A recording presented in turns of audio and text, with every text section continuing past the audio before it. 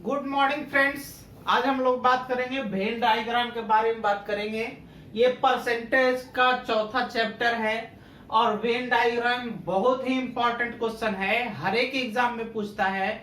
तो हम Venn diagram के बारे में बात करेंगे, है ना। कैसा बात करेंगे, इसको आप और भी कह सकते हो, रिलेटेड टू सेट कह सकते हो, रिलेटेड टू सेट, इसको ये भी कह सकते हो। क्यों कह सकते हैं, जैसे हमने वेन डायग्राम नाम हमने नहीं दिया है ना, जो हमारे पहले बहुत सारे जो आए विद्वान उन लोगों ने दिया है। हम इसको बारे में इस तरीके से हम बात करेंगे। मान लिया कि ये दो डायग्राम दे रखा है और एक ये मान के चलिए ये चाय पीने वाला है और ये जो है कॉफी पीने वाला है, हम मान के चलते हैं, है ना। तो चाय और कॉफी, यदि हम पूरे पूरे कहें कि चाय पीने वाले कितने लोग हैं, तो चाय जो पीने वाले लोग हैं वो यहां से यहां तक, ये जो पूरा गोला जो दिख रहा है ये कौन सा है, ये चाय पीने वाला है। और कहेगा पूरा कॉफी पीने वाला, तो ये अगर जो पूरे कॉफी पीने वाला, तो ये ओवरऑल चाय ओवरऑल कॉफी के बारे में बात किए। अब जैसे मान के चलिए इस तरह का डायग्राम बना दिए, तो इस तरह का डायग्राम बनाए तो इसमें तीन तरह का पॉइंट बनता है। एक पॉइंट बनता है ये बीच वाला, है ना, एक ये बीच वाला पॉइंट बनता है। एक पॉइंट बनता है इधर से, मतलब ये खाली वाला जो भाग है इसके बारे में हम बात कर रहे हैं, ये इसके बारे में बात कर रहे हैं। और एक खाली वाला भाग ये है, इसको इस तरीके से हम बात कर रहे हैं, है ना। तो इसको हम बोले कि चाय पीने वाला, इसको बोले कि कॉफी। ये जो चाय कॉफी है इसको हम इस तरीके से डिफाइन करेंगे कि जो सिर्फ ये बात जो बोलता है कि ये वाला सिस्टम, ये वाला जो भाग है आपको ओनली चाय पीने वाला है, केवल चाय पीने वाला, केवल चाय पीने वाला। और ये वाला जो सिस्टम है यहां से लेकर ये यहां तक, ये है केवल कॉफी। क्या है, केवल कॉफी पीने वाला, ठीक। लेकिन बीच में जो एक सिंबल रह जा रहा है, ये वाला सिंबल जो रह रहा है, ये जो है चाय के साथ साथ कॉफी, चाय के साथ साथ कॉफी। मतलब क्या है कि ये पूरा अगर जो यहां से यहां गोला कर लें तो ये पूरा चाय पीने वाला, यहां से यहां पूरा कर लें तो ये पूरा कॉफी पीने वाला। लेकिन अगर जो ये दोनों कॉमन की बात करें, इसका मतलब ये चाय भी पीता है और कॉफी पीता है, मतलब दोनों तरह के पेय पदार्थ का सेवन करता है, ठीक। अब जैसे मान के चलिए इस तरह का डायग्राम बना हुआ है, इस तरह का डायग्राम बना हुआ है और इसमें हम बात करेंगे A B C D E F G H I J, ये नामकरण किए हैं। तो नामकरण करने का मतलब यहां पे सीधा सीधा है, यहां पे ओनली ए, सिर्फ एक बार में यहां ऐसा करते हैं, यहाँ पे ए लिख देते हैं, यहाँ पे बी लिख देते हैं, मतलब इसके लिए डिनोट कर रहे हैं ए और इसके लिए बी, ठीक है। तो ओनली ए का मतलब है कि ओनली ए मतलब ये यहां से यहां बोल रहा है, यानी कि ए बी सी और डी, ये 4 पॉइंट होगा। यदि हमको कहेगा कि ओनली बी, तो ओनली बी कहेगा, इसका मतलब ये वाला पार्ट होगा, यानी कि जी एच आई और जे, ठीक है। अब देखिए ये कॉमन है, यानी कि ए इंटरसेक्शन बी नीचे की तरफ रहेगा तो इंटरसेक्शन, ऊपर की तरफ रहेगा तो यूनियन। तो इंटरसेक्शन का मतलब क्या हो गया, ई और एफ। ये 5 पॉइंट है, ये मतलब 3 पॉइंट है, ओनली ए, ओनली बी और A intersection B. A intersection B का मतलब है कि दोनों में कॉमन चीज, ठीक है, दोनों में किस कौन सा चीज, कॉमन चीज। अब ये चीज को हम क्वेश्चन के रूप में पढ़ेंगे कि क्वेश्चन कैसे पूछता है एग्जाम में। एग्जाम में क्वेश्चन कैसे पूछता है उसके बारे में बात करेंगे। तो इस पे हम क्वेश्चन के हिसाब से बात करते हैं, क्वेश्चन के। देखिए अगला क्वेश्चन क्या है, क्वेश्चन लिखा हो कि गणित और विज्ञान की परीक्षा में क्रमशः 54% एवं 58% विद्यार्थी उत्तीर्ण हुए। 54% और 58% उत्तीर्ण हुआ है, जबकि दोनों विषयों में 44% विद्यार्थी क्या हुए, उत्तीर्ण हुए। यदि परीक्षा में 408 विद्यार्थी क्या हो गए, उत्तीर्ण हुए, ठीक, तो परीक्षा में कुल कितने विद्यार्थी शामिल हुए, ठीक। तो यहां पे क्या कह रहा है कि आपको सब उत्तीर्ण के रूप में दे रखा है, तो इसके लिए डायग्राम आप क्या बना सकते हैं, डायग्राम आप इस तरीके से बनाइए, ठीक।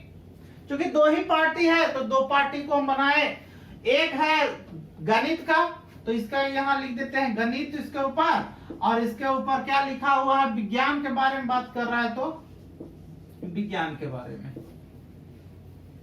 ठीक। अब एक चीज यहां पे डायग्राम को दो तरीके से समझने का प्रयास करते हैं, है ना। कभी कभी क्या होता है कि डायग्राम लोग गलत बना लेते हैं, और वहां से जब जैसे ही डायग्राम आप गलत बनाएंगे क्वेश्चन आपका क्या हो जाएगा, गलत हो जाएगा, ठीक। तो यहां पे देखिए ये है आपका क्या, मैथ है, और ये क्या है, साइंस है, ठीक। अब हमको कहना है कि जैसे बोल रहा है कि क्या कह रहा है कि गणित में 54% और विज्ञान में कितना, 58%। ये ओवरऑल बोल रहा है, गणित का जो बात बोल रहा है या साइंस का मतलब विज्ञान का बात बोल रहा है, ये ओवरऑल बोल रहा है। तो ओवरऑल बोल रहा है, तो अगर जो आप इसका लोकेशन इस तरीके से बना देंगे, इसको 54 बना देंगे और इसको 58 बना देंगे, बोलेगा कि तो ये तो यही वाला बात हो गया और ये यही वाला बात हो गया, तो ये आपका डायग्राम जो है गलत हो जाएगा। ये आपका डायग्राम क्या हो जाएगा, गलत हो जाएगा। क्यों गलत हो जाएगा, और बीच में 44% भी है, तो 44% है ना। एक चीज हमेशा याद रखिएगा कि डायग्राम गलत होने के पीछे लॉजिक क्या है, कभी भी दे रहा है तो परसेंटेज भी दे रहा है, तो परसेंटेज में मैक्सिमम काउंटिंग जो होता है, कोई भी वस्तु हम बोले थे कि अपने आप में क्या होता है, 100% होता है, तो 100 से तो ज्यादा नहीं हो सकता है, ये अपने दिमाग में रखना है। तो ये डायग्राम तो आपको गलत हो गया।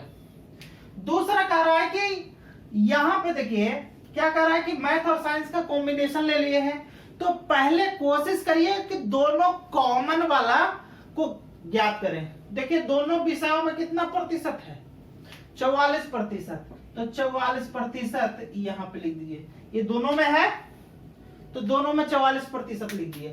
अब देखिए मैथ में कितना है, मैथ में कितना है, 54% है, तो 54% ये पूरा ओवरऑल ना 54 है, ये 54% है, तो ये 54 में तो ये तो 44 हो गया, तो ये बचा कितना, 10 ही बचा ना, 10 ही बचा ना। अब देखिए जोड़ेंगे तो 54 हो जाएगा। उसी तरीके से साइंस में कितना प्रतिशत है, 58% ओवरऑल है, तो यहां से यहां तक कितना, 58%, जिसमें ये वाला 44% है, तो ये 14% हो जाएगा। तो सही डायग्राम का तरीका ये आपका ये हो गया, ये ऐसे डायग्राम बनाएंगे आपका गलत हो जाएगा। अब जो क्वेश्चन पूछा है उस पे हम चर्चा करेंगे। क्वेश्चन कहा कि दोनों विषयों में 44% विद्यार्थी उत्तीर्ण हो गए, तो हमको तो ये डायग्राम आ गया। कह रहा है कि यदि परीक्षा में 408 विद्यार्थी क्या हुआ है, उत्तीर्ण हुआ है। अब ओवरऑल विद्यार्थी कितना उत्तीर्ण हुआ है, तो हम यहाँ पे चूंकि हमको बताना इसलिए लिख देते हैं उत्तीर्ण विद्यार्थी का प्रतिशत, उत्तीर्ण विद्यार्थी का प्रतिशत। क्योंकि परसेंटेज में ही दे रखा है तो परसेंटेज में ही इसको कैलकुलेट करेंगे। देखिए ये ओनली मतलब ओनली मैथ वाला 10 और ओनली साइंस वाला कितना 14, और जो दोनों में कर रहा है कितना 44। ठीक, अब इसको कैलकुलेट कर देंगे तो यहां जोड़ देंगे तो कितना हो जाएगा 10 और 14, यहां 4 4 8 और ये हो गया 4 1 5 कितना 6। मतलब 68% क्या हो रहा है उत्तीर्ण हो रहा है। हमको यहां पूछा है कि कितने विद्यार्थी शामिल हुए थे परीक्षा में, विद्यार्थी की संख्या पूछ रहा है। तो यहां देखिए उत्तीर्ण विद्यार्थी यहां हमको प्रतिशत आ रहा है 68, लेकिन विद्यार्थी कितना है 408। 408 को पास हो रहा है ना, उत्तीर्ण हो रहा है 408 को, और यहाँ परसेंटेज में हमारा आ रहा है 68 को, है ना। यानी कि 68% का मान कितना है 408, यही ना। तो इसलिए 1% का मान कितना हो जाएगा, 1 का मान होगा 408 बटा 68, और इसलिए 100 का मान कितना होगा, क्योंकि परसेंटेज में है तो 100 में ही कंपेयर करेंगे ना। अपने आप में 100% होता है, यहाँ 68% का मान दे रखा है और पूछा है कि ओवरऑल विद्यार्थी परीक्षा में कुल कितना विद्यार्थी, तो 100% की बात करेंगे तो 408 अब बटा 68 और गुना कितना 100। इसको काटेंगे तो 6 मरतबे कट जाएगा। ठीक, तो 6 मरतबे कट गया तो ये 100 गुना 6 कितना हो गया 600। अब ये 600 क्या हो गया विद्यार्थी हो गया, 600 क्या हो गया विद्यार्थी। कहने का मतलब उस स्कूल में उस विद्यालय में कितना विद्यार्थी होगा 600। एक बार फिर से समझते हैं, कभी भी इस तरीके का क्वेश्चन हो, 2 पार्टी है तो इस तरीके का 2 डायग्राम, लेकिन कह रहा है यहां पे ध्यान दीजिएगा कि गणित और विज्ञान कर रहा है, तो गणित में ये ओवरऑल है और विज्ञान में ओवरऑल है, तो इस तरीके से लिखेंगे तो डायग्राम क्या हो जाएगा आपका गलत। कोशिश करना है कि पहले बीच वाले को खोजना है, तो कह रहा है कि दोनों विषयों में जो है कितना प्रतिशत विद्यार्थी उत्तीर्ण है 44%। हम इस तरीके का डायग्राम बना ले और बना करके यहाँ 44 कर दिए, तो ये पूरा 58 था तो ये 14 हो गया, ये पूरा 54 था तो ये जो है कितना हो गया 10 हो गया। ठीक है, अब यहाँ उत्तीर्ण विद्यार्थी का प्रतिशत निकाल दिए यहां से, तो ये आ गया कितना 68%। अब देखिए उत्तीर्ण विद्यार्थी यहाँ कितना है 408 है, और यहाँ परसेंटेज में कितना है 68, यानी 68% का मान कितना हो जाएगा 408 के बराबर, इसलिए 1% का मान निकाल देंगे, इसलिए 100% का मान निकाल देंगे, और जो आएगा वो आपका क्या हो जाएगा पूरा का पूरा क्या हो जाएगा विद्यार्थी हो जाएगा। ठीक है, तो इसी तरह से चाय और कॉफी में रिलेशन बना करके क्वेश्चन पूछा है, उसको हम समझते हैं। देखिए अगला क्वेश्चन जो है क्या पूछा है कि किसी समूह में 600 सदस्य हैं, जिनमें से 8% चाय एवं कॉफी दोनों प्रकार के पेय पदार्थ का प्रयोग करते हैं, है ना, उपयोग कर रहा है 8%। कर 42% कॉफी ना पी करके चाय पीता है, मतलब 42% ऐसा आदमी है जो कॉफी नहीं पीता है, तो जिसके बारे में नहीं बोला उसको छोड़ देना है। करा कि कॉफी ना पी करके क्या पीता है चाय पीता है। ठीक है, तो पहले क्या करेंगे, 2 ही चीज का कंपेयर है चाय और कॉफी का, तो हम इसको 2 तरीके से डायग्राम पहले बना लेते हैं। इसके लिए क्या है चाय और इसके लिए क्या है कॉफी। ठीक है, अब कह रहा है कि 8% लोग चाय और कॉफी दोनों का प्रयोग करता है, यानी कि ये वाला पोर्शन आपका 8 दे रखा है, चाय और कॉफी दोनों, मतलब ये 8%। कह रहा है कि 42% कॉफी ना पी करके, मतलब ये कॉफी नहीं पीना है, तो कॉफी वाला तो भाग यहां तक आ जाएगा ना, तो कॉफी नहीं पीना है तो उसको छोड़ देंगे, मतलब इसका वैल्यू कितना है 42%। जो कह रहा है कि नहीं पीता है उसके बारे में बिल्कुल छोड़ देना है, उसको कोई चर्चा ही नहीं करना, ठीक। फिर कह रहा है 18% सदस्य चाय ना पी करके, मतलब 18% चाय नहीं पीता है, तो चाय वाला पोर्शन ही हट गया, तो चाय ना पी करके क्या पीता है, कॉफी पीता है, तो ये कितना हो जाएगा आपका 18 हो जाएगा, ठीक। अब क्वेश्चन कह रहा है कि कितने सदस्य चाय न पीकर कॉफी नहीं पीते हैं, है ना। तो पहले आप निकाल देंगे कि चाय पीने वाला का संख्या या कॉफी पीने वाला का संख्या या दोनों पीने वाला का संख्या क्या है ना। तो यहां लिखेंगे चाय या कॉफी या दोनों प्रकार के पेय, दोनों प्रकार के पेय पदार्थ उपयोग करने वाले का प्रतिशत, उपयोग करने वाले का प्रतिशत, उपयोग दोनों कर रहा है, तो दोनों कितना कर रहा है, यहां देखिए 42 हो गया प्लस कितना हो गया 8 हो गया प्लस कितना 18, तो कितना वैल्यू हो गया इसका 8 8 16 2 18 के 8, हाथ में रहा 1 1 2 और 4 कितना 6, मतलब 68% क्या कर रहा है कि ये उपयोग करने वाला है चाय और कॉफी या दोनों। हमको क्या पूछा है कि कितने सदस्य चाय ना पी करके कॉफी नहीं पीता है ना। तो चाय या कॉफी नहीं पीने वाला, चाय या कॉफी नहीं पीने वाला, है ना। तो नहीं पीने वाला कितना, चूंकि ओवरऑल तो होता है 100, लेकिन 68% लोग जो है पीता है, मतलब आप कह सकते हैं कि 32% चाय या कॉफी नहीं पीता है। तो कह रहा कितना सदस्य, तो सदस्य हमको निकालना पड़ेगा ना, तो सदस्य की संख्या ओवरऑल कितना था 600 ना, देखिए यहाँ 600 सदस्य दे रखा था और 32% नहीं पीता है, यानी कि इसका कितना 32%, 32% का मतलब 32/100, 2 0 से 2 0 काट देंगे तो 32 गुना 6 हो गया, कितना इसको करेंगे 6 दूनी 12 के 2, हाथ में रहे 6 18 1 19, मतलब 192 सदस्य ऐसे होंगे जो चाय के साथ कॉफी नहीं पीते हैं, है ना। मतलब चाय ना तो चाय पीता है ना तो कॉफी पीता है, ठीक। तो 192 सदस्य।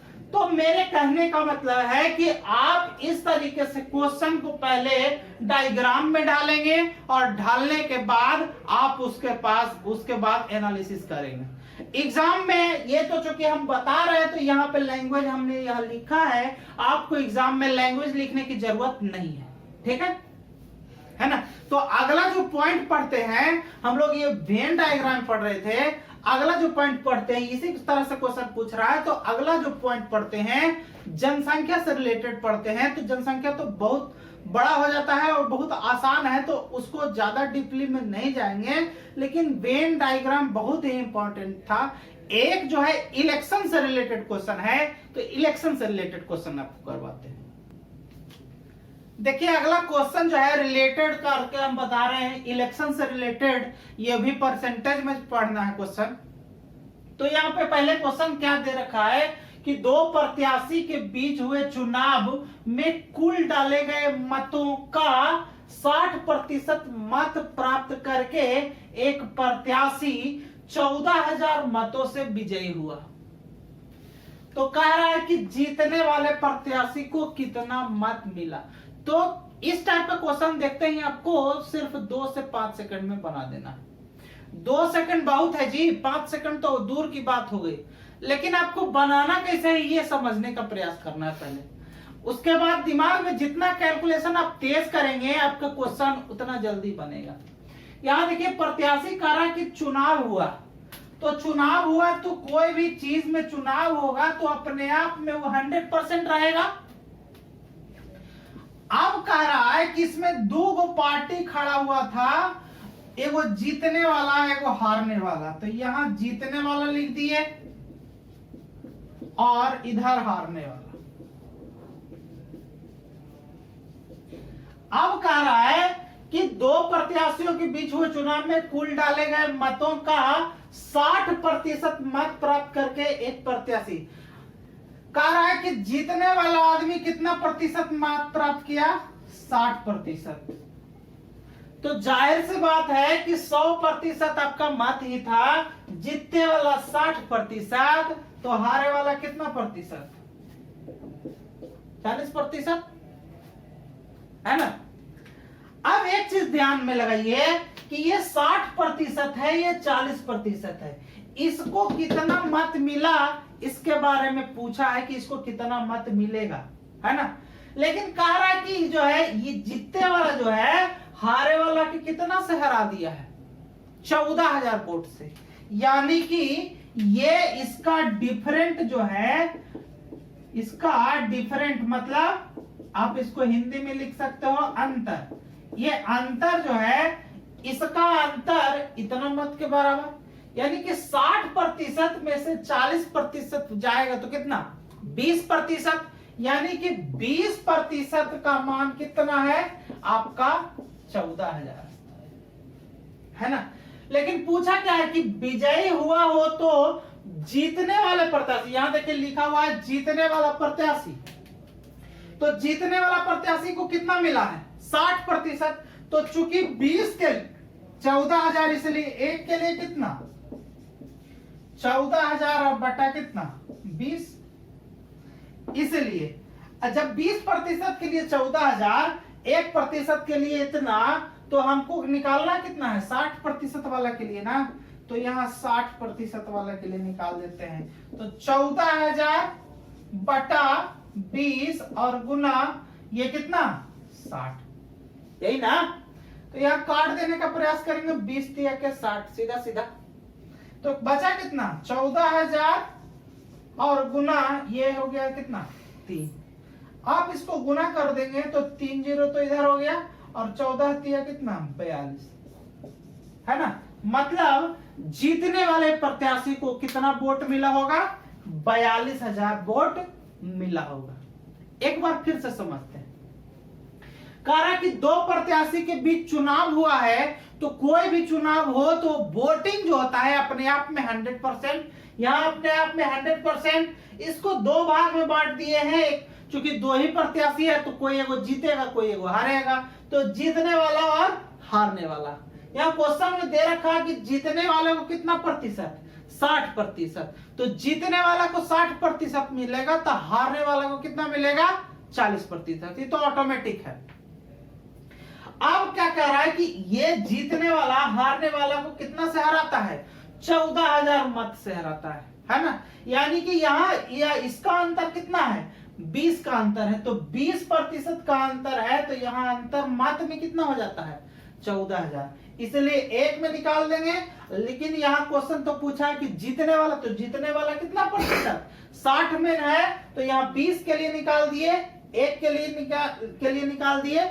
अब यहाँ क्या निकाल देंगे, 60 के लिए निकाल देंगे, ठीक है। तो जब यहाँ निकाले तो इसका कैलकुलेट करने के बाद आपका आ गया 42,000, है ना। तो इसी टाइप का क्वेश्चन, एक जो घुमावदार क्वेश्चन है उसके बारे में बात करते हैं, तो इसी टाइप का क्वेश्चन, ठीक है।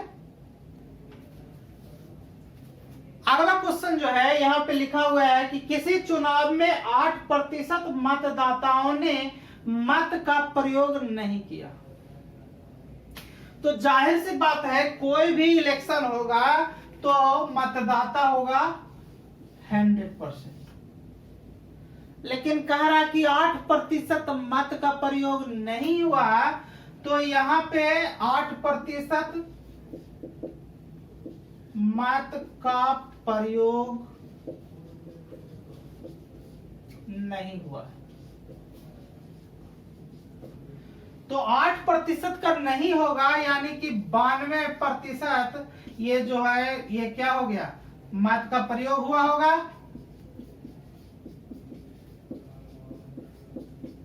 है ना। ये तो नहीं हुआ है, तो ये हुआ होगा। अब क्या कह रहा है कि इस चुनाव में केवल 2 प्रत्याशी है। अब इसमें 2 प्रत्याशी है, ये तो इनवैलिड हो गया। अब क्या कह रहा है कि इसमें डिस्ट्रीब्यूशन करना। ठीक, कह रहा है कि जीतने वाले प्रत्याशी को, है ना, जीतने वाले प्रत्याशी कुल मत का 48%, जीतने वाला प्रत्याशी कुल मत का 48%। तो ओवरऑल तो ये है ना, तो ओवरऑल ये है, तो यहां पे 48% जीतने वाला, यहां लिख देते हैं जीतने वाला, और ये कितना हो जाएगा, हारने वाला, है ना। तो क्या कर रहा है कि 48% जो मत है वो कौन ले रहा है, जीतने वाला। तो यहां तो देखिए 100% मत था, 8% कैंसिल हो गया, तो बचा कितना, 92%। अब इसमें कह रहा है कि 2 प्रत्याशी है, वो जीते वाला है, वो हारे वाला है। कह रहा है जीतने वाले को कितना प्रतिशत, 48% मत मिल रहा है। तो जाहिर सी बात है, जीतने वाला को 48 मिला, तो हारने वाला को कितना मिलेगा, यही जो वैलिड है ना, तो वैलिड है, तो इसका जो है, इसमें तो 48 निकल गया, तो जो बचेगा कितना हो जाएगा, 92 - 44। तो ये करेंगे तो कितना हो जाएगा, 92 - 48 करेंगे तो कितना हो जाएगा, 44 हो जाएगा। तो ये हारने वाला हो गया। अब यहां देखिए हारने का कॉम्बिनेशन इससे है ना, तो जो कॉम्बिनेशन है, कह रहा है कि ये जीते वाला जो आदमी था, वो हारने वाला को कितना मत से हरा है, 1100 मत से हरा दिया। यहां देखिए क्वेश्चन में लिखा हुआ है 1100 मत से क्या करे, दूसरे प्रत्याशी को हरा दिया। तो चुनाव में कुल कितना मत था। अब यहां पे देखिए ये दोनों का अंतर कितना है, ये 48% है, ये 44% है, मतलब 4% का मान कितना है, 4% का मान कितना है आपका, 1100, यही है ना। तो 4% का मान 1100 हो गया, इसलिए 1% का मान 1100 और बटा कितना, 4। लेकिन हमको पूछा क्या है, कह रहा कि चुनाव में कुल कितना मत था, तो ये पूछ रहा, ये 4% का वैल्यू दे रखा है, और हमको ओवरऑल मत पूछ रहा है, तो 100 से कंपेयर, है ना। तो 1100 और बटा कितना, 4, और गुना कितना, 100। ओवरऑल मत 100% ना, तो 100 हो गया। अब इसको काट देंगे ये 4 से, 25 चौके 100, कितना हो जाएगा, 1100 और गुना कितना, 25। ठीक, अब इसको गुना कर देंगे तो 2 0 तो ऑलरेडी हो गया, 25 से कम 25, हाथ में रहा 2, और 25 से कम 25 और 2 कितना, 27। मतलब ये 27,500 मत जो है वो पूरे चुनाव में था।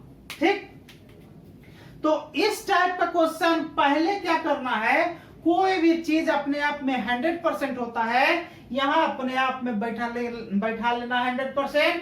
कह रहा है कि 8% इनवैलिड हो गया, तो इनवैलिड, तो इधर कितना बच गया, वैलिड वाला बच गया। अब कह रहा है कि इसमें जो मत है, ये 2 पार्टी खेल रहा है, इसमें लड़ रहा है, तो एगो जीतेगा एगो हारेगा, जाहिर सी बात है। कह रहा है कि जीतने वालों को कुल मत जो पड़ा होगा मत, उसका कितना प्रतिशत, 48%। तो कुल मत तो 100 था, उसका 48% निकल गया, लेकिन ये इनवैलिड आ गया होगा कुछ ना, इनवैलिड हो गया, तो इनवैलिड हो गया। तो 92 ओवरऑल था, यहां देखिए 92 में 48 अगर जो जीतने वाला को मिला, तो हारने वाला को कितना मिलेगा, 44 मिलेगा। अब इन दोनों का अंतर कितना है, 4% का अंतर है, तो कितना वोट से हारता है, 1100 वोट से हारता है। ठीक, तो 4% का मान 1100, इसलिए 1% का मान निकाल दिए, इसलिए 100% का मान निकाल दीजिए, है ना। तो ऐसे कैलकुलेट करने के बाद आ जाता है 27,500 मत ओवरऑल। ठीक है, तो इस टाइप का क्वेश्चन ग्रुप डी में पूछा है, और संभावना है कि जो आगे चौथा फेज का एग्जाम होगा उसमें पूछ सकता है, क्योंकि टीसीएस कुछ भी पूछ रहा है, लोगों को किसी भी तरह घुमा दे रहा है, तो आप इससे, है ना, सतर्क रहेंगे टीसीएस से। ठीक है, तो आज के सेशन के लिए इतना ही छोड़ते हैं। मिलते हैं नेक्स्ट सेशन में। आज के लिए इतना ही, धन्यवाद।